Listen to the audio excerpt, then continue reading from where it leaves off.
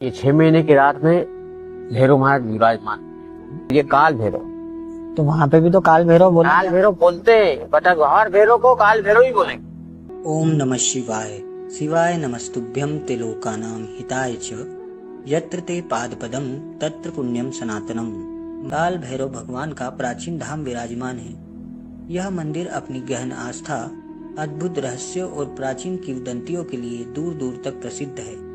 इस मंदिर की दीवारों और इसकी विशिष्ट स्थापत्य शैली मानो सदियों पुरानी कहानियों और गाथाओं को अपने भीतर समेटे हुए है। जब हमने मंदिर के सेवादार योगी जी से भेंट की तो उन्होंने इस पवित्र स्थल की अनगिनत मान्यताओं और चमत्कारों के बारे में विस्तार से बताया।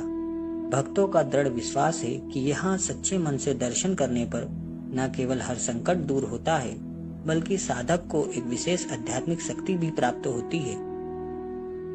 यह मंदिर अपनी रहस्यात्मकता और दिव्यता के कारण इस गांव की आध्यात्मिक यात्रा का एक अत्यंत महत्वपूर्ण और अनिवार्य पड़ाव बन जाता है।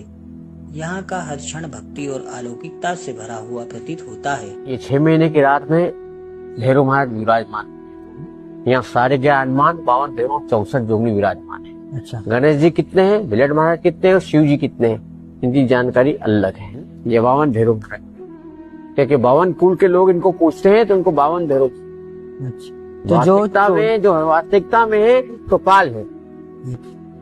बटक भैरव, तेलिया भैरव, बेलिया भैरव है ना, ये सब अलग अलग, ये ओरिजिनल है। ये काशी जाए हुए हैं, काशी में इनका मंदिर है और दूसरा चोलीगंज। बाकी बटक भैरव उज्जैन के अंदर जो है ना, वो बटक भैरव, ये काल भैरव। तो वहाँ पे भी तो काल भैरव बोला। काल भैरव बोलते हैं, बटक हर भैरव को काल भैरव ही बोलेंगे। भैरव नाम है भगवान शंकर की जटा से गिरा हुआ एक बाल, जिसमें ब्रह्मा का मतलब ब्रह्मा के मुख से एक शब्द बोल दिया, बुराई कर दी थी। तो उसी काल भैरव प्रकट होकर के ब्रह्मा का एक मस्तक काट दिया था। अभी 3 ही मस्तक है, 4 मस्तक थे ब्रह्मा जी के, तो इसलिए इसको चोली नगरी बोलते हैं। चोली नगरी का इतिहास ये है कि चोली नगरी, इनका नाम सबसे पहले पुराना नाम क्या है, इनका सूरजपुर नाम है। सूरजपुर, इनका नाम क्या है, सूरजपुर। सूरजपुर का तालाब, जो चोली का तालाब इधर सूर्य नारायण को पानी करता है, इसका नाम क्या था, सूरजपुर। हाँ। अच्छा। दूसरी बात, यहाँ पर इसका नाम चोली क्यों पड़ा, चोली में सबसे मेन क्वेश्चन अहिल्या साहब मैसूर स्टेशन है ना, होलकर स्टेट जो है ना, अहिल्या साहब जो था वो यहाँ का मतलब चोली, मतलब जो तौजी होती है ना, खेत की तौजी, मकान की तौजी के पैसा जो आता था, वो पैसे ले जाके उन पैसों की क्या माता क्या पहनती थी, चोली। चोली, इसलिए इसका नाम क्या पड़ गया, चोली। अच्छा।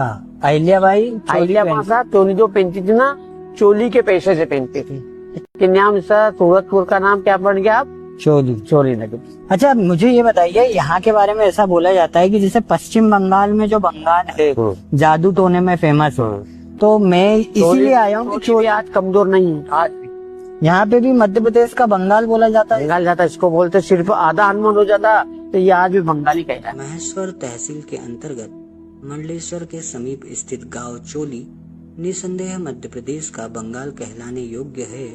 यह केवल एक गांव नहीं, बल्कि सनातन संस्कृति का जीवंत धरोहर स्थल है, जहां हर शिला में इतिहास, हर मंदिर में आस्था और हर वायु में शिव तत्व की अनंत ऊर्जा आज भी धड़कती है।